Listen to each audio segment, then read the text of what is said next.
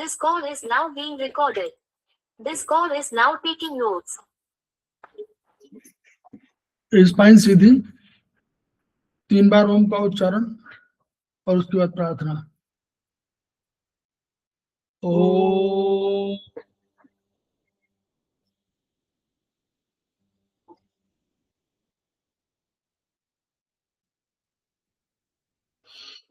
ओम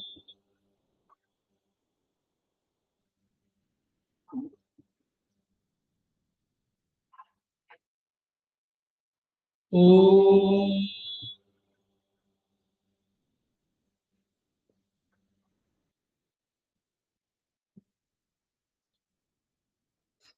वह शक्ति हमें दो दे, कर्तव्य मार्ग पर डट जाए, पर सेवा पर उपकार में हम निज जीवन सफल बना जाए।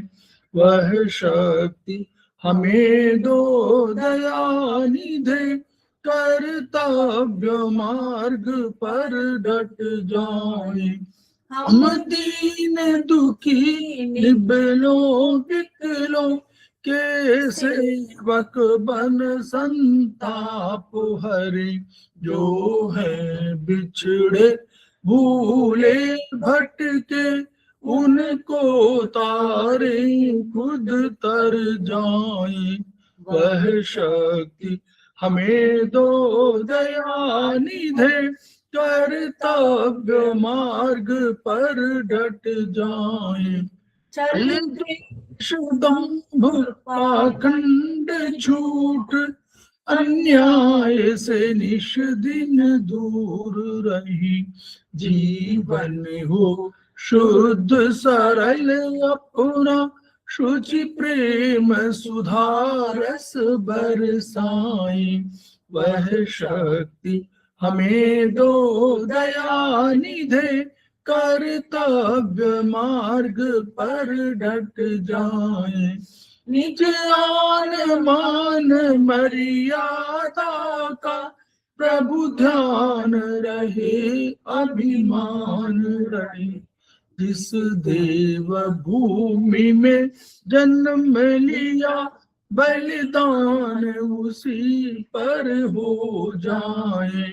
वह शक्ति हमें दो दयानिधे, कर्तव्य मार्ग पर डट जाए।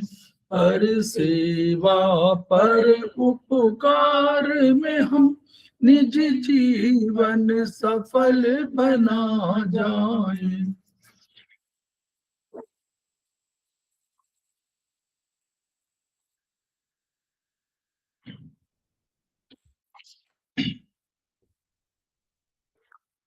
समवायी क्लासेस में आप सभी का स्वागत है। हमारे बीच में श्रीमती वर्षा श्रीवास्तव, उपाध्यक्ष समवायी फाउंडेशन उपस्थित है, उनका स्वागत है। हमारे बीच में कमलेश कुमार तिवारी जी उपस्थित है, समवायी फाउंडेशन के प्रमोटर है, हमारी फैकल्टी है आज की, उनका स्वागत है। हमारे बीच में गर्मा बिष्ट जी उपस्थित है, समवायी फाउंडेशन के प्रमोटर है और हमारी फैकल्टी भी है, उनका स्वागत है।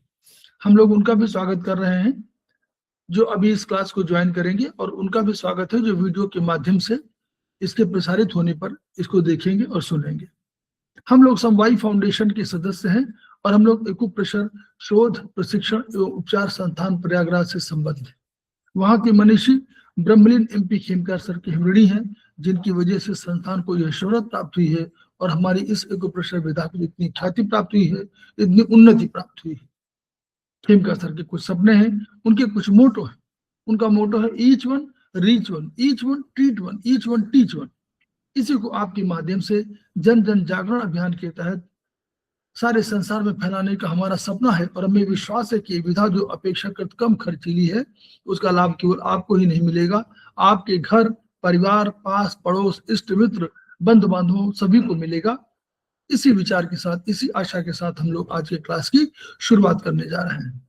हम लोग सेमेस्टर 2 की क्लासेस अब शुरू कर रहे हैं और ये केवल क्लासेस इसलिए है कि इसको जो भी YouTube के माध्यम से देखेगा सुनेगा, उसको जो सेमेस्टर 2 का कोर्स है एस्पस का, उसके संबंध में कुछ ज्ञान प्राप्त होगा। और उस ज्ञान प्राप्त होने का अर्थ ये है कि वो ट्रीटमेंट की दिशा में आगे बढ़ सके। हमारी आशा यही है, हमारा विश्वास भी यही है कि अगर इसको कुछ ज्ञान प्राप्त होगा तो निश्चित रूप से वो उसका प्रयोग कहीं ना कहीं किसी ट्रीटमेंट में कोई व्यक्ति करेगा। और वो करेगा तो यही चेन, खेमका सर की जो चेन है कि एक से दूसरा, दूसरे कड़ी तीसरे, चौथे कड़ी और पांचवा छठवां, इस तरह कड़ी बनती जाएगी। हम लोग आज बीएचबी से शुरुआत करने जा रहे हैं और हम लोग मानव शरीर विज्ञान जो किताब है उस पर हम लोग चर्चा करेंगे। और वो चर्चा करेंगे कमलेश कुमार तिवारी जी के साथ। और चैप्टर 6 रक्त, यानी और सॉरी चैप्टर 6 हमारा जो हार्ट यानी कार्डियोवास्कुलर सिस्टम है उस पर हम लोग चर्चा करने जा रहे हैं। तो ओवर टू तिवारी जी।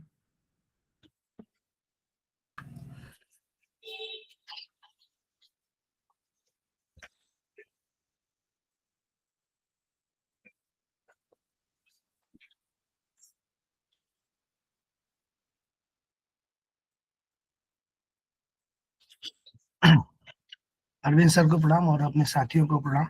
जैसा सर ने कहा था कि आज हम लोग कार्डियोवास्कुलर सिस्टम पे चर्चा करेंगे, तो मैं स्क्रीन शेयर करता हूँ, कुछ प्रयास करते हैं हम लोग।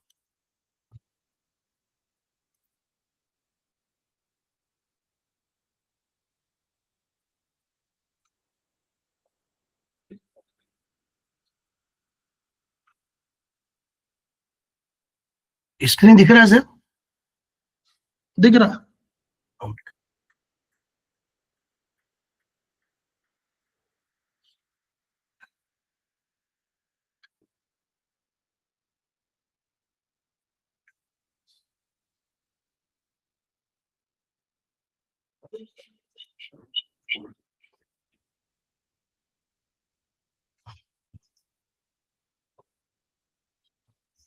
Yes sir. तो हम लोग शुरू करते हैं कार्डियोवास्कुलर सिस्टम। ये जो सिस्टम है इसमें क्या होता है कि जो हार्ट इसका एक मुख्य पार्ट है और ब्लड वेसल्स इसके मुख्य पार्ट है। इसमें क्या होता है कि जो ब्लड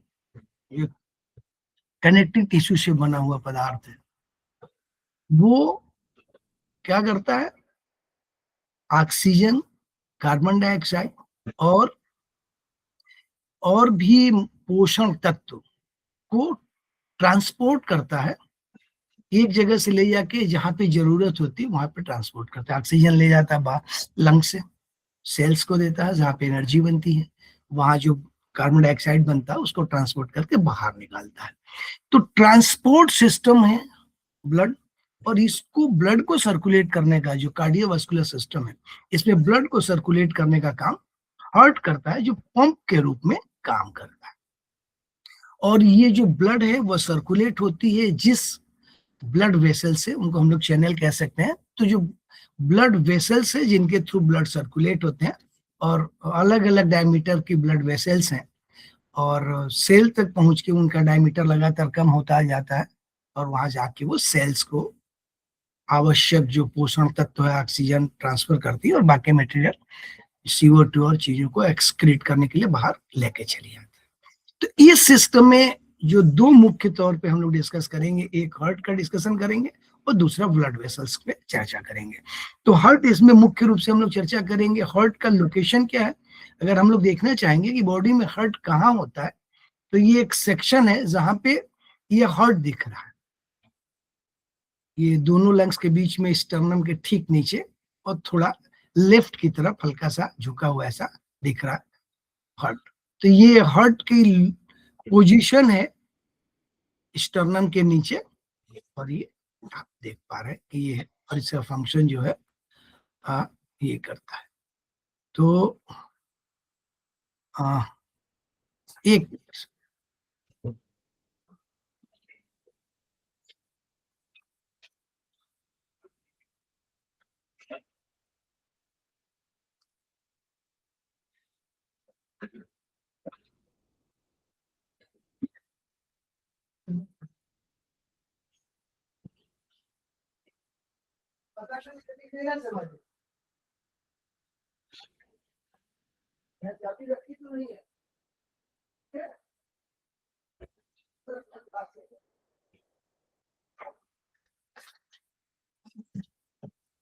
सॉरी फॉर इंटरप्शन।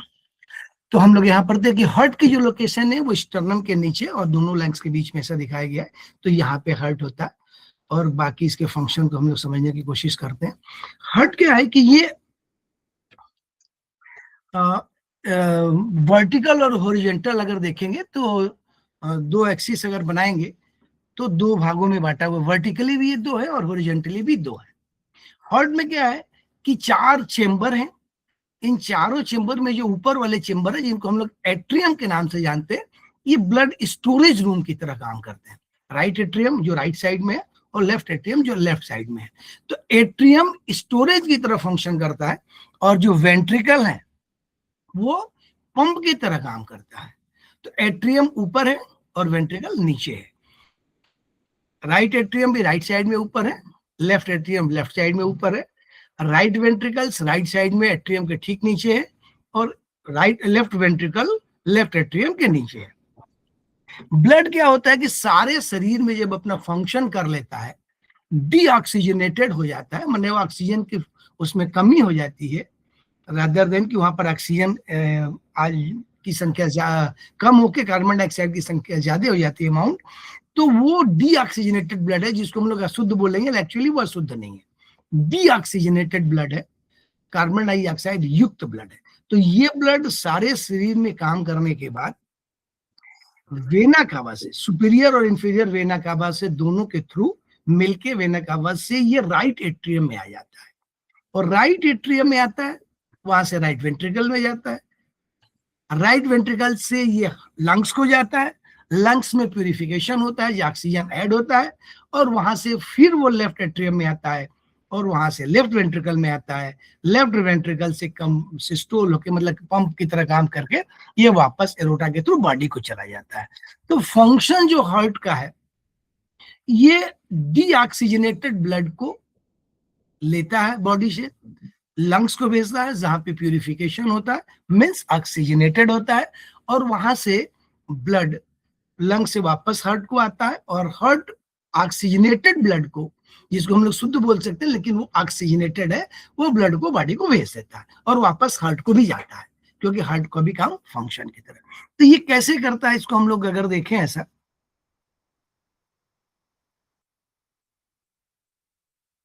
अगर इस पिक्चर को देखने की कोशिश करें, सॉरी, इसमें देखते हैं कि ये जो रेड कलर का बना हुआ है, चूंकि रेड कलर जो बना है, रेड कलर का मतलब ये कि ऑक्सीजनेटेड ब्लड है, ये इसमें ऑक्सीजन की परसेंटेज ज्यादा है respective carbon dioxide. Carbon dioxide है कम कम होता है, और जो ये लाइट ब्लू बना हुआ है इसमें डीऑक्सीजनेटेड ब्लड है, इसमें कार्बन डाइऑक्साइड की परसेंटेज ज्यादा है। रेड जो स्कारलेट रेड बोलेंगे हम लोग ऑक्सीजनेटेड ब्लड को, और जो ये लाइट ब्लू है ये कार्बन डाइऑक्साइड युक्त ब्लड है, ये हम लोग शुद्ध बोलेंगे लेकिन एक्चुअली वो डीऑक्सीजनेटेड ब्लड है, और रेड में ऑक्सीजनेटेड ब्लड है।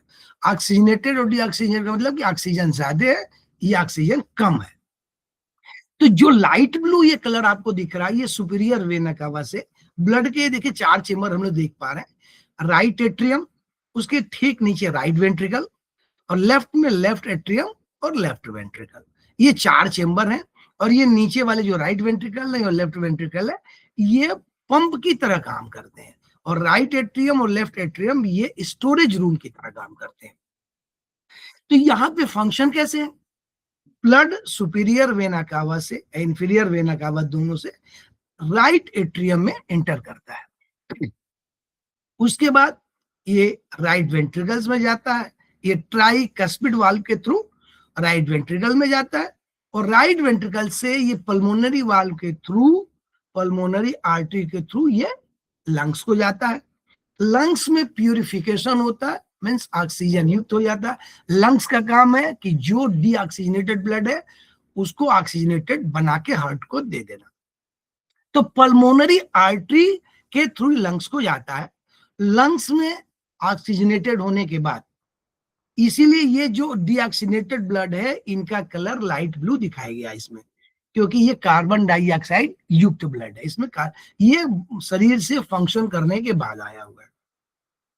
उसके बाद ये लंग्स में काम करने के बाद, प्यूरिफिकेशन होने के बाद, ये पल्मोनरी वेन के थ्रू लेफ्ट एट्रियम में एंटर करता है।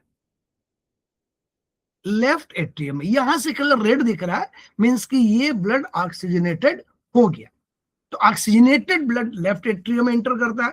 यहां से ये मिट्रल वाल्व या इसको बाइकस्पिड वाल्व भी बोलते हैं, इसके थ्रू ये लेफ्ट वेंट्रिकल में एंटर करता है और लेफ्ट वेंट्रिकल से ये एओर्टिक वाल्व के थ्रू एओर्टा में प्रवेश करता है और यहां से ये बॉडी को जाता है और हार्ट को भी आता है। हार्ट को खुद ब्लड चाहिए, तो हार्ट में जिससे आता है उसको कॉरोनरी आर्टरीज बोलते हैं, वहां से हार्ट को भी आता है और बॉडी को चला जाता है। इसको देखेंगे हार्ट को, तो एक चीज देखेंगे कि इसके नीचे वाला हीरा क्रेस्ट टाइप का नीचे बना हुआ है और ऊपर थोड़ा फ्लैट है। तो एपेक्स और बेस, तो हार्ट में ऊपर वाले एरिया को बेस बोलते हैं और ये नीचे वाले को एपेक्स बोलते हैं। ये उल्टा, मतलब आप किसी पहाड़ वहाड़ को देखेंगे तो लगेगा एपेक्स ऊपर है बेस नीचे, यहाँ पर बेस ऊपर होगा और ये एपेक्स नीचे होगा। तो मूवमेंट ब्लड का ये पाथ है। अब कैसे होता है इसको जाने हम लोग।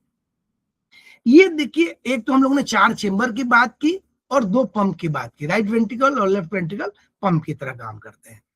ये यहां पर जो ट्राइकस्पिड वाल्व है, ये जितने भी वाल्व हैं ये सिंगल डायरेक्शनल मूवमेंट है। इनको हम लोग, इन वाल्व को क्या बोलेंगे कि इसमें जो फ्लो होगा वो एक सिंगल डायरेक्शन में अलाउड है।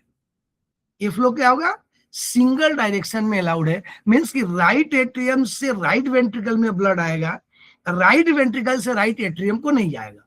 इसलिए जो ये निशान दिखाया हुआ मूवमेंट फ्लो का, केवल यही फ्लो होगा। राइट एट्रियम से राइट वेंट्रिकल को ब्लड आएगा, राइट वेंट्रिकल से राइट एट्रियम को ब्लड नहीं जाएगा, क्योंकि ये जो ट्राइकस्पिड वाल्व है ये रोकता है, सिंगल डायरेक्शन है, ब्लड को फ्लो होने नहीं देगा। इसके बाद आप देखेंगे कि राइट वेंट्रिकल से पल्मोनरी वाल्व में जाएगा, ये भी उसी तरह का वाल्व है, single direction movement. Right ventricle to pulmonary valve के थ्रू पल्मोनरी आर्टरी में तो जाएगा, लेकिन पल्मोनरी आर्टरी से राइट वेंट्रिकल्स को नहीं आएगा। ब्लड का फ्लो सिंगल डायरेक्शन में, यहां भी सब। दूसरा देखेंगे जो ये मिट्रल वाल्व लिखा हुआ है, जिसको हम लोग बाइकस्पिड वाल्व बोलते हैं, ये वाल्व यहां पर है। ये वाल्व लेफ्ट एट्रियम से लेफ्ट वेंट्रिकल को फ्लो अलाउ करेगा, लेफ्ट वेंट्रिकल से लेफ्ट एट्रियम को अलाउ नहीं करेगा। लेफ्ट वेंट्रिकल से ये एओर्टिक वाल्व के थ्रू एरोटा में जाएगा तो ये फ्लो अलाउ करेगा। तो इस तरह के डिजाइन है चारों वाल्व, जो सिंगल डायरेक्शन है और उनका ब्लड के फ्लो का डायरेक्शन फिक्स है। वो एक तरफ ब्लड फ्लो होगा, दूसरी तरफ वापस ब्लड का फ्लो नहीं होगा। तो ये ब्लड का फ्लो हुआ, ये इस तरफ ब्लड फ्लो करता हुआ यहाँ पे ये चला जाता है।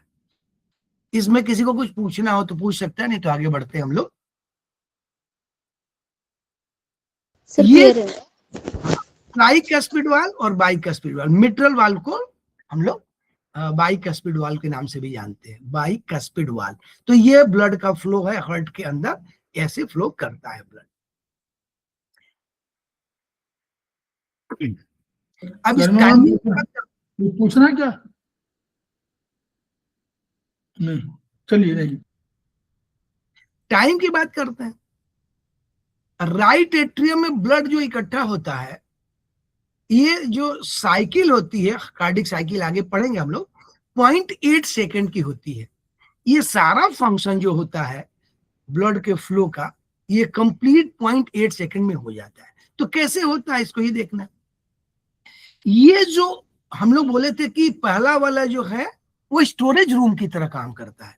तो बॉडी में काम करने के बाद जो ये ब्लड है, ये सुपीरियर और इंफीरियर वेना कावा के थ्रू राइट एट्रियम में कलेक्ट होता है। और ये जो कलेक्शन टाइम है वो 0.7 सेकेंड की है। उस समय राइट एट्रियम में केवल ब्लड कलेक्ट होता है 0.7 सेकेंड तक। 0.7 सेकेंड कलेक्ट होने के बाद ये ट्राइकस्पिड वाल्व खुल जाता है और ब्लड फ्लो राइट वेंट्रिकल्स में नीचे की तरफ आ जाता है। वहां तो हम लोग दिखाए थे कैसे फ्लो करता है, यहाँ टाइम की भी बात करते हैं। 0.7 सेकेंड कलेक्ट होता है और वापस उसके बाद ये वाल्व खुलता है और ब्लड राइट वेंट्रिकल में आ जाता है नीचे की तरफ। राइट वेंट्रिकल सिस्टोल होता है। सिस्टोल का मतलब कंप्रेस होता है, वो दबता है, ब्लड को फ्लो कराता है। सिस्टोल ये एक्टिव फेज है जहां पे पंप की तरह काम करता है। तो ये जो राइट वेंट्रिकल है वो 0.1 सेकंड के लिए सिस्टोल होता है और ये ब्लड पल्मोनरी के वाल्व के थ्रू लंग्स को चला जाता है। तो टाइमिंग यहां देखना है, 0.7 सेकंड स्टोरेज होगा और 0.1 सेकंड राइट वेंट्रिकल कंप्रेस होगा और ब्लड भेज देगा पंप को। तो ये 0.8 सेकंड जैसे यहां हम लोग देख पा रहे हैं, यहाँ पे लंग्स में भेज देगा और वापस ये वापस क्या होगा कि और लेफ्ट वेंट्रिकल कैसे काम करेगा, लेफ्ट वेंट्रिकल में भी 0.7 सेकंड तक ब्लड इकट्ठा होगा और वहां भी ब्लड इकट्ठा होगा, वो अभी हम लोग देखते हैं। ब्लड वहां आएगा लंग से और लेफ्ट वेंट्रिकल के थ्रू उसमें चला जाएगा। तो यहाँ क्या करेगा कि लेफ्ट एट्रियम के सिकुड़ने के बाद बाइकस्पिड वाल्व खुल जाता है और वेंट्रिकल में लेफ्ट वेंट्रिकल में भर जाता है। लेफ्ट वेंट्रिकल के सिस्टोल के साथ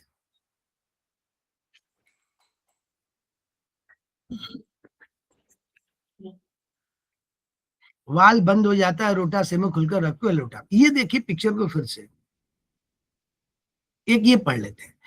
राइट और लेफ्ट एट्रियम कंट्रैक्ट और रिलैक्स करेंगे, मतलब राइट एट्रियम और लेफ्ट एट्रियम ये दोनों क्या करेंगे, एक साथ कंट्रैक्ट होंगे या एक साथ रिलैक्स करेंगे। ये नोट करना, ध्यान देने की बात है। एट्रियम है दोनों ऊपर की तरफ, लेफ्ट साइड या राइट साइड, ये कंट्रैक्ट एक साथ करेंगे और रिलैक्स एक साथ करेंगे। ये हॉरिजॉन्टल हार्मोनी है। क्या है, right atrium and left atrial both contract and relax separate, एक साथ करेंगे, माने दोनों एक साथ कंट्रैक्ट हो रहे होंगे और दोनों एक साथ रिलैक्स हो रहे होंगे।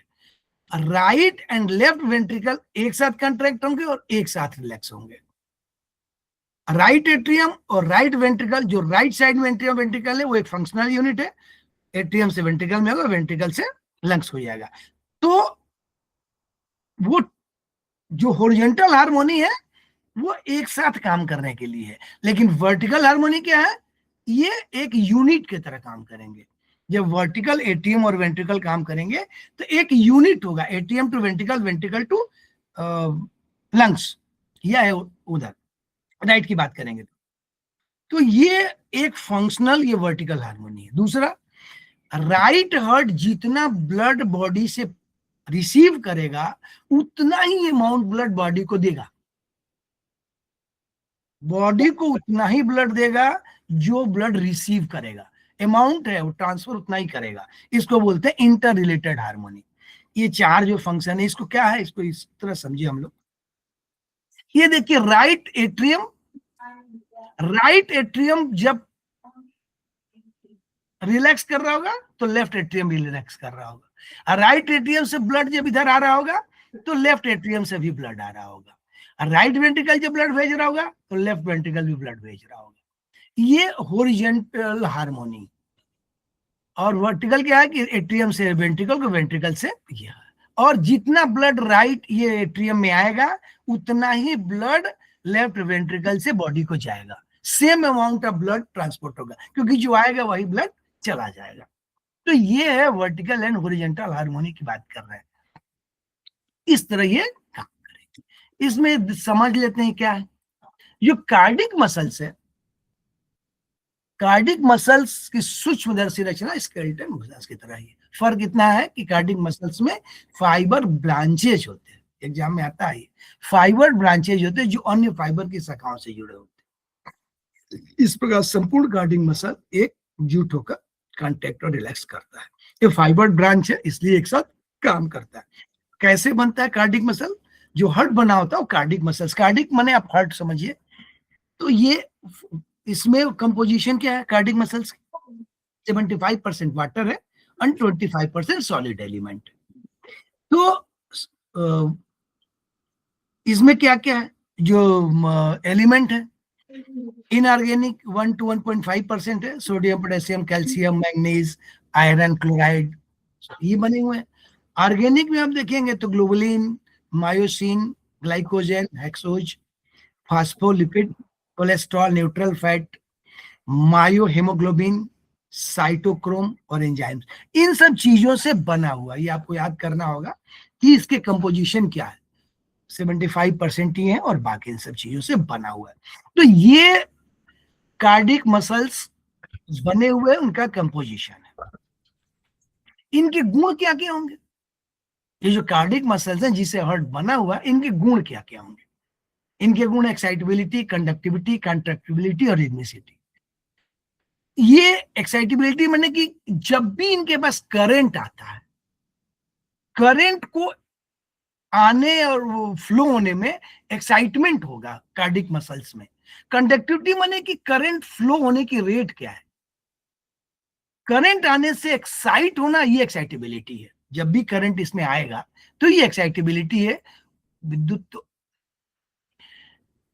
इसमें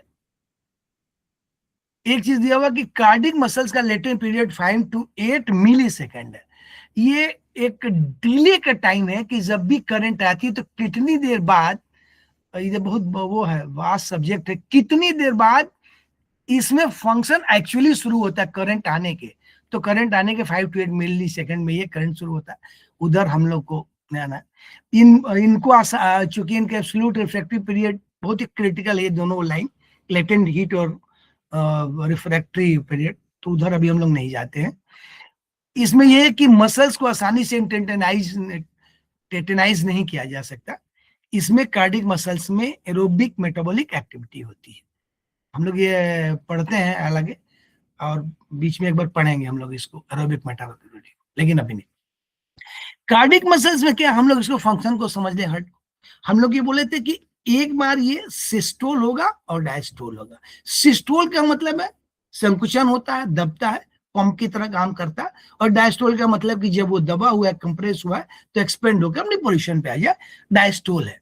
तो चूंकि ये कार्डिक मसल्स मांसपेशियों से, मसल से बना हुआ है, कार्डिक मसल से ये हट, तो इनमें ये चलता रहता है systole and diastole. Systole means ये वो फेज है जब एक्ट कर रहा हो। सिस्टोल माने कंप्रेस हो रहा हो, पंपिंग कर रहा हो, ब्लड को वेंट्रिकल से लंग्स को या एओर्टा को भेज रहा होगा, that is systole.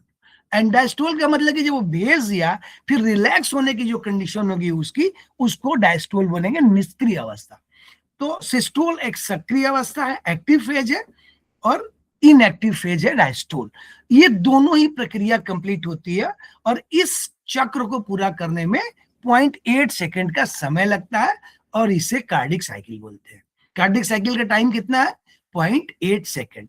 Systole active phase है और डायस्टोल इनएक्टिव फेज है, निष्क्रिय अवस्था है। इसका टाइमिंग 0.8 सेकेंड का होता है कार्डिक साइकिल का। इसमें एक चीज ये कह रहा है कि ये जान ले हम लोग, हार्ट जो सिस्टोल होता है वो एक्टिव फेज है। तो हार्ट को सिस्टोल होने के लिए, एक्ट करने के लिए एक एनर्जी चाहिए, स्टिमुलेशन चाहिए। वो इलेक्ट्रिकल एनर्जी के फॉर्म में हार्ट को मिलता है। कैसे मिलता है? इसके ऊपर एक, और ये एनर्जी हर 0.8 सेकेंड के बाद चाहिए। 0.8 सेकेंड में एनर्जी आएगी, वो काम करेगी, फिर 0.8 सेकेंड में आएगा। तो ये एक्टिव फेज स्टार्ट करने के लिए स्टिमुलेशन की जरूरत है, जो इलेक्ट्रिक करंट से आती है। और यहां पे क्या है,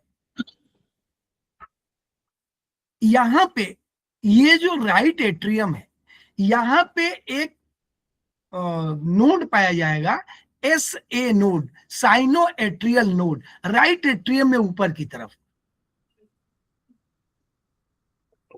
अगर हार्ट को इस सेक्शन की तरह देखें तो ये राइट एट्रियम है। तो राइट एट्रियम में यहां पे SA नोड पाया जाएगा। क्या पाया जाएगा? SA node, cyano atrial node. यही इलेक्ट्रिक इंपल्स जनरेट करता है, इसको पेस मेकर कहा जाता है। और एवरी 0.8 सेकेंड बाद ये जनरेट करता है, क्योंकि ये जब इलेक्ट्रिक इंपल्स जनरेट करेगा तो हार्ट का फंक्शन होगा। ये क्या कहता है कि प्रत्येक 0.8 सेकंड के बाद ये आवश्यक है। राइट एट्रियम हम बताए थे कि साइनो एट्रियल नोड स्थित है जो ऑटोमेटिक इंपल्स जनरेट करता है, इसे पेसमेकर बोलते हैं। यह इंपल्स सबसे पहले राइट एट्रियम फिर लेफ्ट एट्रियम को सिस्टोल प्रदान करती है और इंपल्स एवी नोड को जाती है।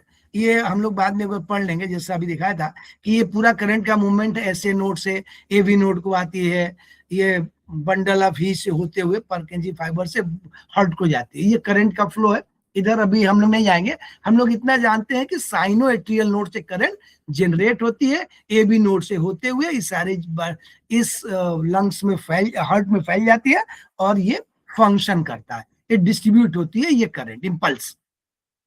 ये अलग अलग नेम है, SA node, AV node, bundle of His, right and left bundle branches, Purkinje fibres, ये नाम है ये जो करंट जिससे मूव करती है उनका। तो यहां पर क्या बोलता है कि एबी नोड होते हुए बंडल ऑफ हीट से कनेक्ट होते हुए दोनों वेंट्रिकल को चली जाती है। तो यहाँ पर सबसे इंपॉर्टेंट ये है कि एसए नोड कहाँ होता है, तो राइट वेंट्रिकल में ऊपर की तरफ होता है और ये स्टिमुलेशन देता है। 0.8 सेकंड बाद एक इलेक्ट्रिकल इंपल्स जनरेट करता है जिससे कि हार्ट फंक्शन करता है। एक समझते हैं कि 0.8 सेकंड को कैसे देखें, कैसे समझें। हम लोगों ने बोला था कि ये काम करता है, 0.8 सेकंड की साइकिल है। तो आप इसको ध्यान से देखेंगे कि इसमें क्या क्या घटना होती है। तो राइट और लेफ्ट एट्रियम जो होते हैं ये हम लोग बोले थे 0.7 सेकंड तक इसमें केवल फ्लूइड माने ब्लड भरता है, तो वो डायस्टोल का टाइम है, कुछ नहीं करते। दोनों एट्रियम में 0.7 सेकंड तक ब्लड राइट में कहां से आएगा, वेना कावा से आएगा, और लेफ्ट में कहां से आएगा, तो लंग से आएगा। ये ब्लड 0.7 सेकंड तक भरते हैं और फिर 0.8 सेकंड तक एट्रियम सिस्टोल होता है और ये ब्लड नीचे वेंट्रिकल को चला आता है। तो अगर आप ऊपर वाला लाइन को देखेंगे, इतने दूर को ध्यान से देखेंगे, तो इसमें देखिए कि पहला 0 से 0.1 ये जो क लिखा हुआ है ये क्या है, राइट एट्रियम का सिस्टोल है। राइट एट्रियम 0 से 0.1 जो क फेज है, यहाँ पे क्या होता है, सिस्टोल होता है, माने एक्ट करता है, एक्टिव फेज है। इस फेज में राइट एट्रियम से ब्लड राइट वेंट्रिकल को जाता है और ये भी चला जाता है 0.1 सेकंड में। तो फिर 0.1 से 0.8 जो 0.7 सेकंड हुआ, इतनी देर तक उसमें फिर भरता है, वो इनएक्टिव फेज है, डायस्टोल है।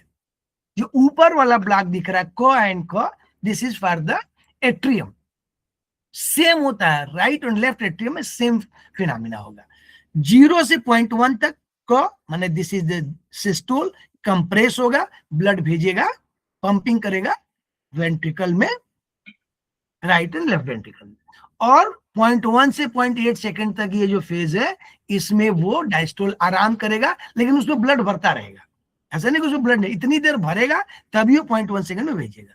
ये उसी समय क्या होगा, जब ये 0.1 सेकंड समाप्त हो गया मान लीजिए 0 से, तो यहां पर क्या करेगा, जो ग दिख रहा है यहां पर वेंट्रिकल क्या करेगा, 0.1 से 0.4 0.3 सेकंड तक सिस्टोल होगा। वेंट्रिकल 0.1 से 0.4, ये थोड़ा आगे बढ़ा हुआ, ये एक्चुअली यहां आएगा 0.4। तो 0.3 सेकंड तक ये सिस्टोल होगा, माने एज ए पंप एक्ट करेगा। 0.1 से 0.4 जो ग है ये करेगा सिस्टोल, माने पंपिंग करेगा। और 0.4 से 0.8, 0.4 से 0.8 के आगे देखेंगे तो इसका 0.8 यहां शुरू होगा। अगर देखेंगे इसका अगर 0 यहां मान ले तो 0.8 यहां शुरू होगा। तो ग 3.3 सेकंड का है और ये जो घ है ये 0.5 सेकंड का है। तो ये ध्यान से देखिए, शुरू के 0.1 सेकंड क सिस्टोल हुआ, मींस लेफ्ट एट्रियम सिस्टोल हुआ। उस समय ये आराम कर रहा था। लेकिन 0.1 से 0.4 में ग एक्टिव हुआ, माने नीचे वाला जो ब्लड आ गया, तो नीचे वाला वेंट्रिकल्स लंग्स को या बगल वाला एरोटा को, लेफ्ट वाला, राइट वाला लंग्स को देगा, लेफ्ट वाला एरोटा को देगा। ग पंपिंग करेगा तो 0.3 सेकेंड तक ये काम करेगा। और जहां घ शुरू होगा माने 0.4 से 0.8, ये दोनों ही आराम की स्थिति में, इनएक्टिव फेज में होंगे। आराम माने कि ब्लड तो बढ़ रहा होगा लेकिन इनएक्टिव फेज, पंपिंग नहीं हो रही होगी।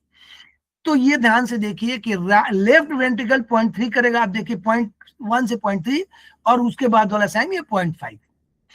तो 0.1 से 0.1 सेकेंड जो ऊपर है उसमें एट्रियम निष्क्रिय रहेगा, माने फ्लूइड भरता रहेगा, पंपिंग नहीं करेगा। फ्लूइड माने ब्लड। और 0.4 से 0.8 के अलावा भी आगे तक ये यहां से यहां तक ये पूरा ये करेगा, यहां ये आराम करेगा, इनएक्टिव फेज होगा। और आप ध्यान से देखेंगे तो यहां से यहां वाला फेज ये ओवरलैप कर रहा है, मीन्स कि 0.4 सेकेंड दोनों ही इनएक्टिव फेज में रहेंगे।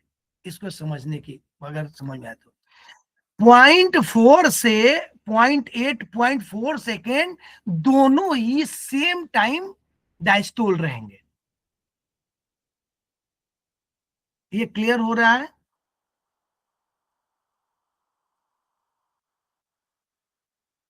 ये सही है।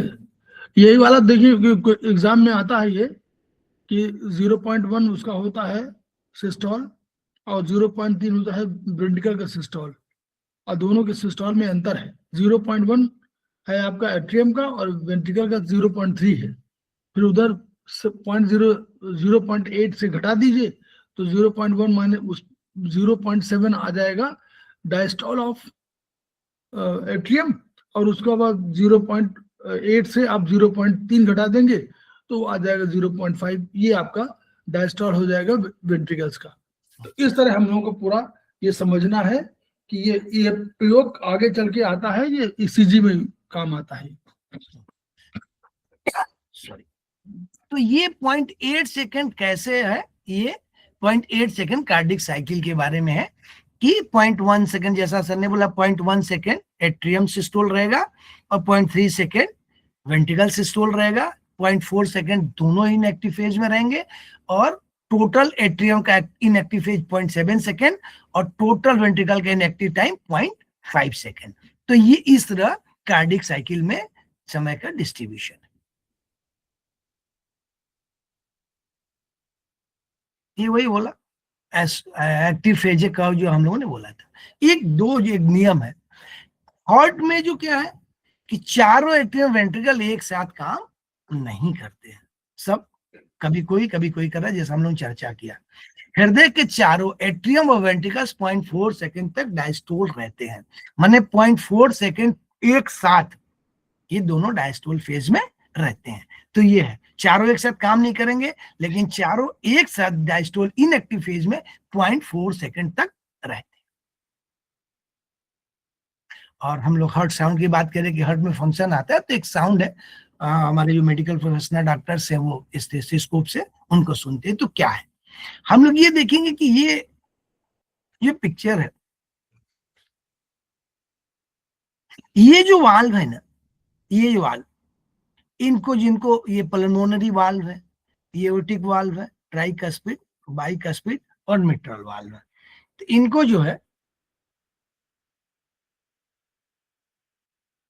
ये वाल्व है और ये सिंगल डायरेक्शन हम लोग बात किए थे। तो अब मान लीजिए कि राइट एट्रियम से ब्लड आया राइट वेंट्रिकल में, और ये राइट वेंट्रिकल से पुल्मोनरी वाल्व के थ्रू पल्मोनरी आर्टरी में गया। जो ही ये राइट वेंट्रिकल पंपिंग करेगा, क्या करेगा? पंपिंग करेगा, पंप की तरह एक्टिव करेगा। 0.3 सेकंड जिसकी बात किए थे हम लोग। जब ये पंप करेगा तो ये ट्राइकस्पिड वाल्व बंद हो जाएगा, जिसका ऐसा डिजाइन है कि जब इस पे लोड आएगा तो ये बंद हो जाएगा और पल्मोनरी वाल्व खुल जाएगा। उसी समय लेफ्ट वेंट्रिकल पंप कर रहा होगा और ये एओर्टिक वाल्व खुल जाएगा। तो यहाँ पे एक वाल्व बंद होगा और यहाँ पे एक वाल्व खुलेगा।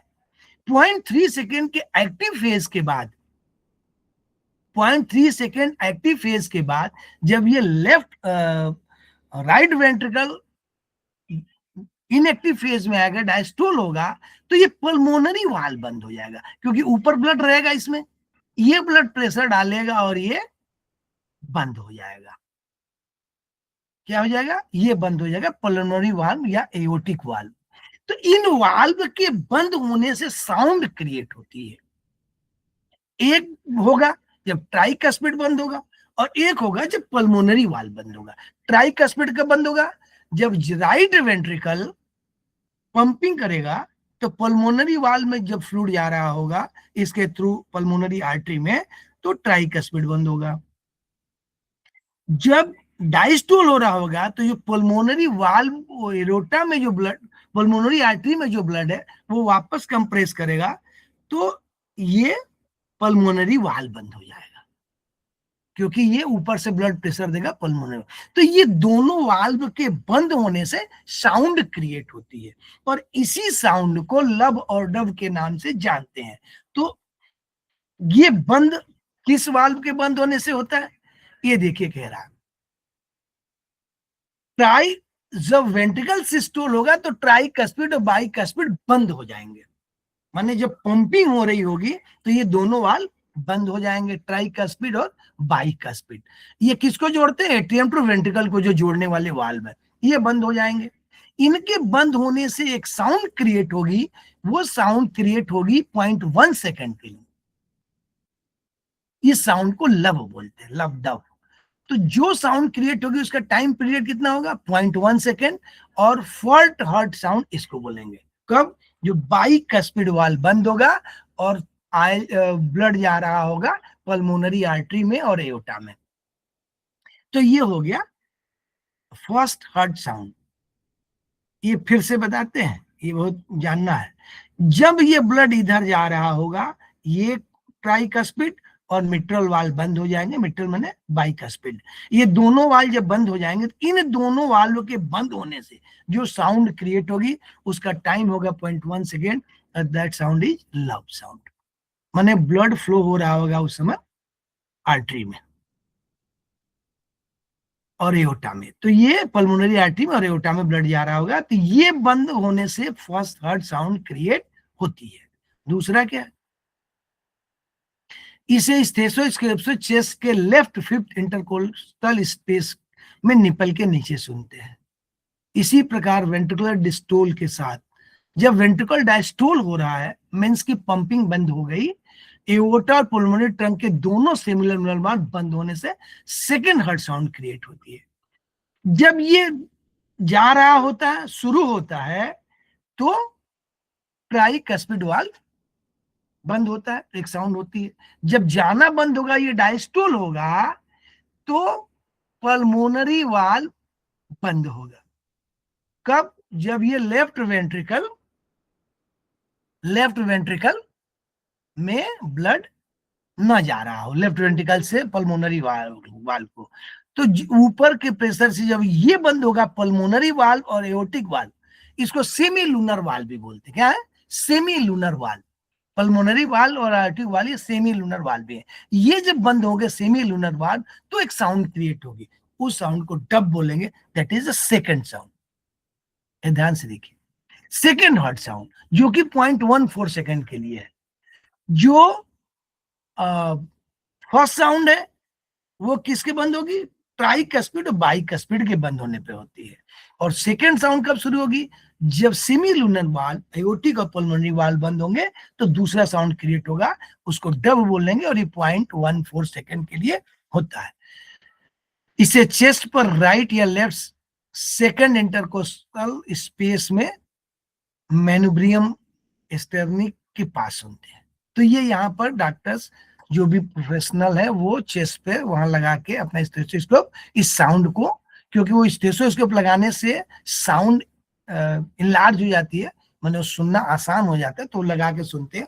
और इस साउंड के नॉर्मल होने पर वैल्यू और डिफेक्ट, वाल्व के डिफेक्ट जो है ना, वाल्वुलर डिफेक्ट और उत्पन्न होने वाले हृदय को रोगों का, अगर ये वाल्व का टाइम अलग है, बहुत ज्यादा है, कम है, मिसमैच हो रहा है, अलग अलग टाइम, कुछ यहां से एबनॉर्मल साउंड है, चाहे टाइम का या साउंड की जो साउंड सुनाई देता है वो, तो इससे ये पता चलता है कि हार्ट में कोई प्रॉब्लम हो सकता है।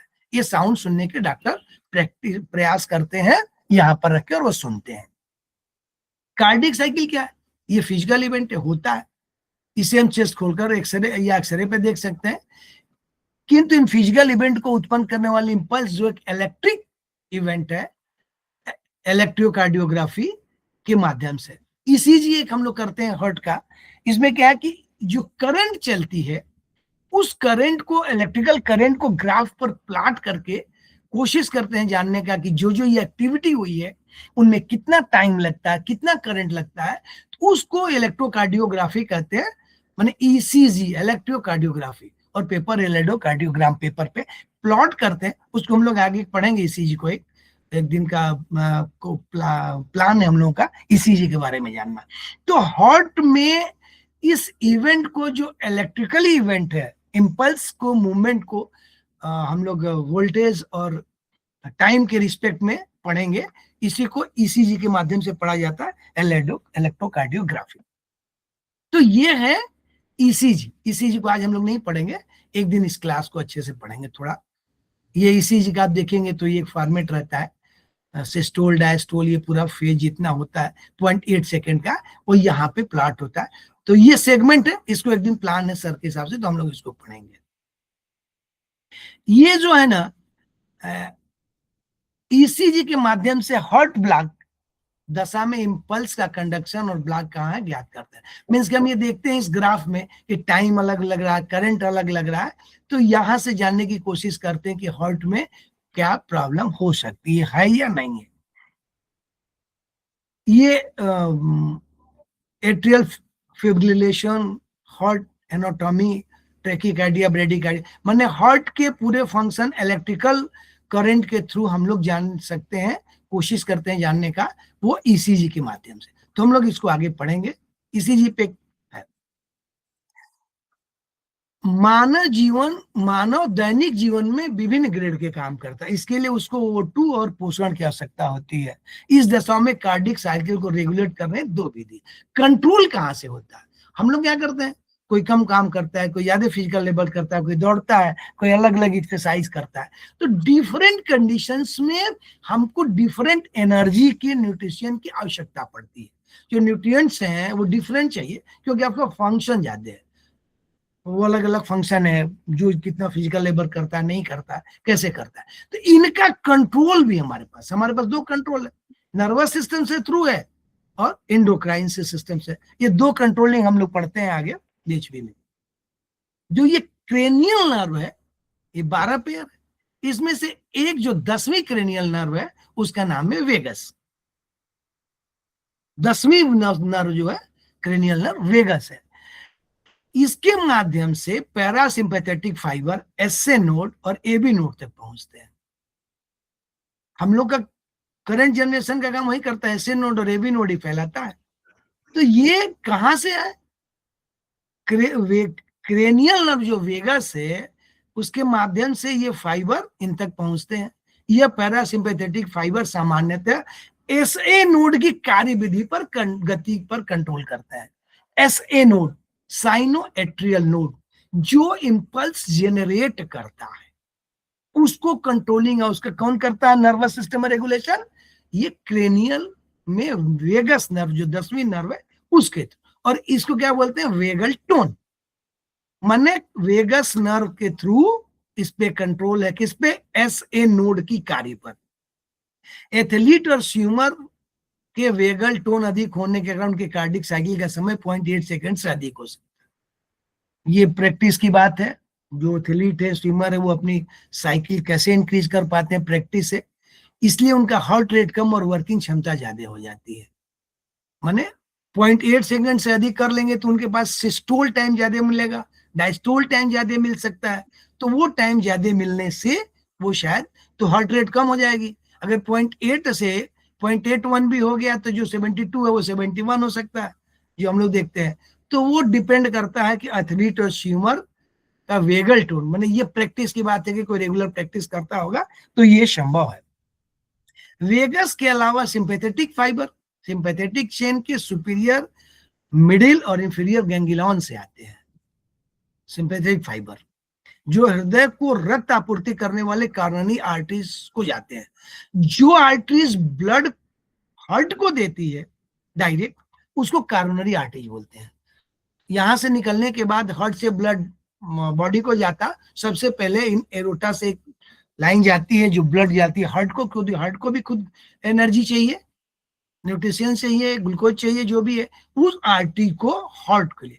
तो हार्ट को कंट्रोल करने के लिए यहां से भी है और कॉरोनरी आर्टरी का कंट्रोल यहां से भी है। किससे? सिंपैथेटिक फाइबर जो सिंपैथेटिक चेन के सुपीरियर, मिडिल और इंफीरियर गैंग्लियन से आते हैं। या कॉरोनरी आर्टरीज को कंस्ट्रिक्ट करके या अपने प्रभाव को हटाकर सामान्य रक्त की आपूर्ति कराते हैं। मीन्स हार्ट को अगर कंस्ट्रिक्ट करना है, कम करेंगे तो ब्लड का सर्कुलेशन कम हो सकता है। ब्लड के अगर, क्योंकि कॉरोनरी आर्टरीज पे ही काम करेगा, ध्यान रखना है। ये सिंपैथेटिक फाइबर ये कंडीशंस पे डिपेंड करती है कि ब्लड को कंस्ट्रिक्ट करना है या नहीं करना है। नहीं करेगा तो सामान्य होगा, कंस्ट्रिक्ट करेगा तो ब्लड का फ्लो कम हो सकता है। दूसरा रेगुलेशन है एंडोक्राइन। वो क्या करता है? ये क्या करता है कि जो किडनी के ऊपर एड्रिनल ग्लैंड है, उसके मेडुला, बाहर कार्टेक्स और इनसाइड मेडुला, ये क्या करते हैं? ये जो हार्मोन निकालते हैं इपिनेफ्रिन और नॉन एपिनेफ्रिन, ये क्या करते हैं? हार्ट के मसल्स का कंट्रैक्शन फोर्स बढ़ा या घटा देते हैं। हम लोग बोले थे कि ये वो जो ये हार्मोन है ये डक्टरलेस है, ये डायरेक्ट एक्ट करते हैं अपनी यहाँ पे। तो ये एंडोक्राइन रेगुलेशन है, आप देखेंगे तो वहां भी ये फोर्स ऑफ कंट्रैक्शन बढ़ा सकते हैं। माने किडनी के जो ऊपर एड्रिनल ग्लैंड है उसके मेडुला, माने अंदर से, बाहर कार्टेक्स अंदर मेडुला, वहां से जो ये निकलता है, ये मेरे हिसाब से फाइट और एस्केप और फाइट, भागना है, ये सब काम करना। नॉर्मल लाइफ में इनका फंक्शन कम है, स्पेशल केस में इनकी बहुत इंपॉर्टेंस है इपिनेफ्रिन, नॉन एपिनेफ्रिन का। तो ये किसी विशेष परिस्थिति में हार्ट के मसल्स का कंट्रैक्शन पावर जो फोर्स है वो बढ़ा या घटा देते हैं। तो ये एंडोक्राइन रेगुलेशन है। एक तो वेगस नर्व से होगा, नर्वस सिस्टम से, और दूसरा ये एपिनेफ्रिन से होगा, एंडोक्राइन रेगुलेशन। तो ये हुआ। दूसरा पल्स एक बार जान लेते हैं थोड़ा। पल्स क्या है? ये थोड़ा पल्स और हार्ट रेट में डिफरेंस है, इसको जानना बहुत जरूरी है। क्या है? ब्लड की मात्रा जो लेफ्ट वेंट्रिकल सिस्टोल के द्वारा, माने लेफ्ट में जो वेंट्रिकल सिस्टोल है वो करेगा तो एओर्टा में ब्लड चला जाएगा और ये हार्ट को जाएगा, बाकी पूरी बॉडी को चला जाता है। तो जब ये पंप करता है तो एक प्रेशर जनरेट होता है और उसी प्रेशर या फोर्स से ब्लड बॉडी में फ्लो होता है।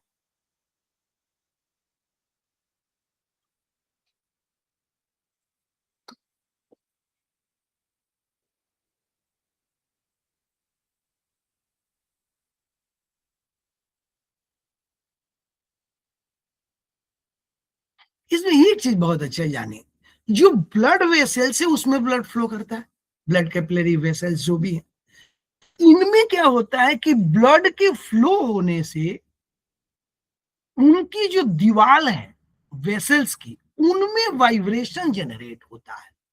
ब्लड फ्लो अलग चीज है और वाइब्रेशन अलग चीज है। ब्लड कैपिलरी या वेसल्स जो हैं इनके अंदर ब्लड फ्लो हो रहा होता है, लेकिन जो ब्लड वेसल्स की दीवारें हैं उनमें वाइब्रेशन जनरेट होता है, कंपन, वाइब्रेशन वेव बनती है।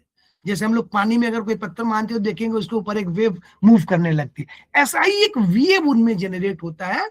ब्लड वेसल्स में, ब्लड की थिक दीवार में एक कंपन जनरेट होता है, और ये कंपन जो होता है उस कैपिलरी के ऊपर आप महसूस कर सकते हैं। और ये कंपन की स्पीड क्या होती है? एओर्टा जो सबसे पहले आता है उसमें 4 मीटर पर सेकंड की स्पीड है, कंपन की स्पीड है, ये ब्लड की नहीं है, ये वाइब्रेशन की स्पीड है 4 मीटर पर सेकंड से। उसके बाद वाले में धमनी में 8 और उससे छोटी वाली में 16 मीटर पर सेकंड की सी वाइब्रेशन चलता है। सामान्य हार्ट बीट होने पे 0.1 सेकंड बाद पल्स मिलती है, हार्ट बीट होने के 0.1 सेकंड बाद ये वहां पे मिलेगा। तो पल्स क्या है?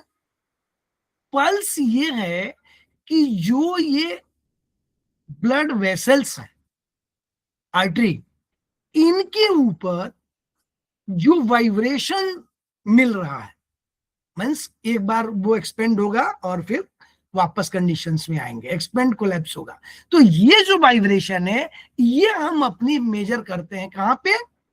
आर्टरी पे, धमनी में, पल्स छू कर। इसीलिए जब भी कोई डॉक्टर जाता है आपका पल्स चेक करने, तो मान लीजिए आपके रेडियल हाथ पे जहां कलाई है वहां पे हम लोग जहां बोलेंगे LU9 LU8 के आसपास या LU7 के आसपास, यहां पर वो 9 और 8 के बीच में कहीं कोशिश करता है कि वो मेजर करे कि पल्स कितना मिल रहा है। पल्स कितना मिल रहा है मीन्स कि वो वाइब्रेशन को मेजर कर रहा होता है। आप देखेंगे छू के तो आपको महसूस होगा, एक बार आएगा फिर जाएगा, आएगा जाएगा, ऐसा छू कर महसूस करता है।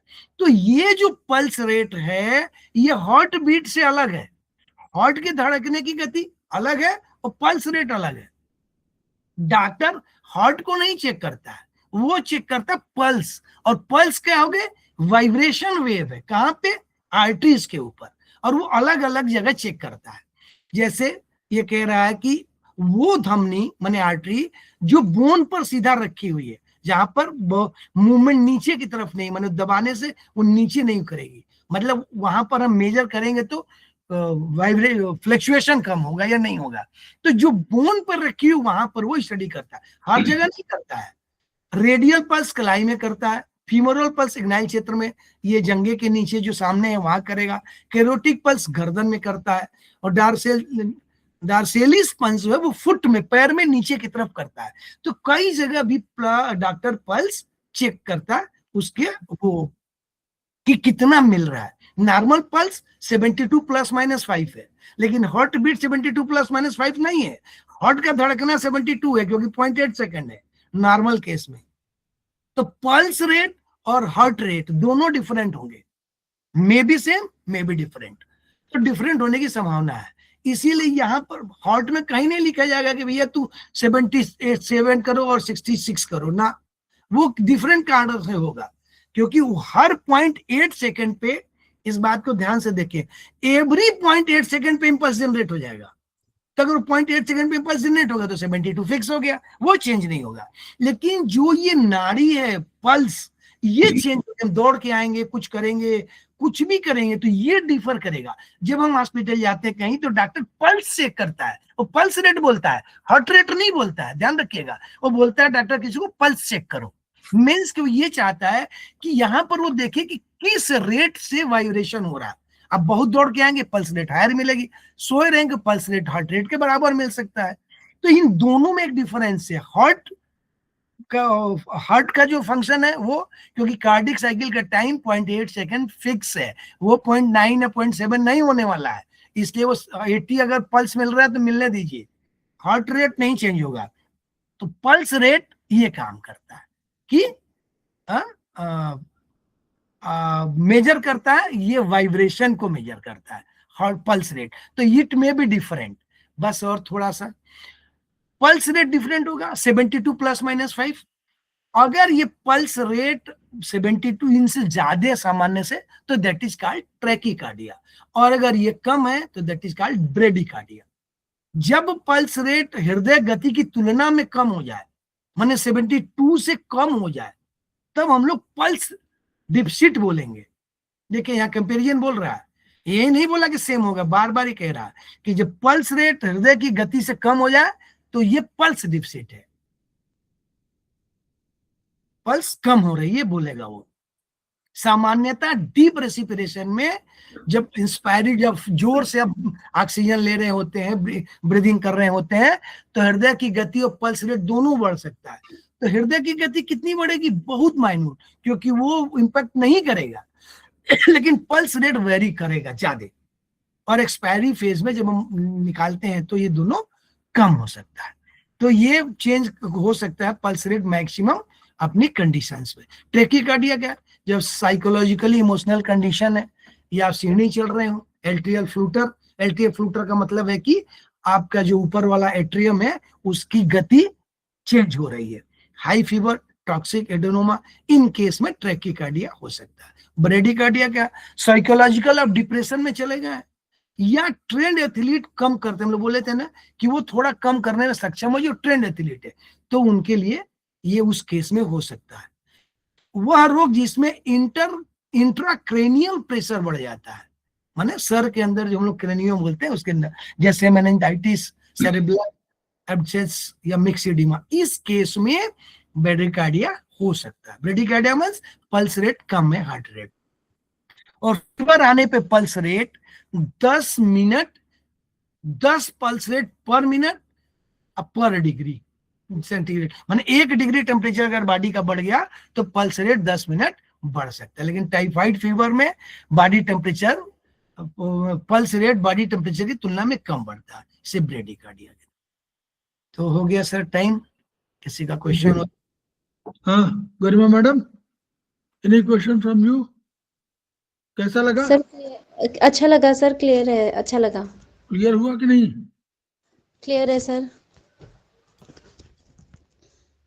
क्योंकि जो है ये हम लोग बार बार इसलिए पढ़ाते हैं कि ताकि हार्ट आपको बिल्कुल रट जाए कि क्या हार्ट में होता क्या है, कैसे उसका कंपन होता है, कैसे हम वो जो है ऐसे नोड होता है, कहाँ पेस मेकर है, कैसे फंक्शन करता है, हमारे जो वाल्व कैसे फंक्शन करते हैं, साउंड का हमको साउंड देखिए तिवारी जी ने बताया कि हाँ साउंड जो है कंसेप्चुअली देख लीजिए कि जो हार्ट नीचे की तरफ है और जो नीचे वाले वाल्व हैं वेंट्रिकल्स के वाल्व हैं, तो वो नीचे उनमें एट्रियम और वेंट्रिकल्स के बीच में जो वाल्व हैं वो हमेशा नीचे होंगे, तो वो आपको नीचे इंटरकोस्टल में नीचे 5वीं 6वीं सुनाई पड़ेगी।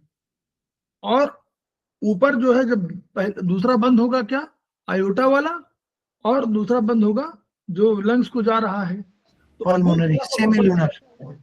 तो इसलिए ऊपर की तरफ जो दूसरी वाली साउंड होगी वो सेकंड इंटरकोस्टल पे दिखाई सुनाई पड़ेगी, तो ऊपर की तरफ थोड़ा सा, बस ये अंतर समझिए। इसी देखिए हार्ट की पोजीशन देखिए, हार्ट नीचे की तरफ है तो उसका जो आयोटी उसका है एट्रियम का और वेंट्रिकल्स के बीच के जो वो है, वो बीच का जो स्पेस है वो नीचे की तरफ है, और उससे ऊपर की तरफ है। देखिए हार्ट का भी चित्र बताया, दिखाया तिवारी जी ने बताया था, तो उसमें देखिए ऊपर दिखाई पड़ता आयोटा वाला, तो वो थोड़ा सा ऊपर है, इसलिए नीचे ऊपर से कोस्टल, ऊपर से इंटरकोस्टल ऊपर से देखी जाती है पल्स, वो ये हमारी जो रिब्स है, तो रिब्स में ऊपर से और नीचे जाती है 8 9 10 11 12 तक, तो वो वर्चुअली नीचे दिखाई पड़ता, पहली वाली नीचे, उससे दूसरी वाली उससे ऊपर, ऐसे हम लोग इसको समझ सकते हैं आराम से।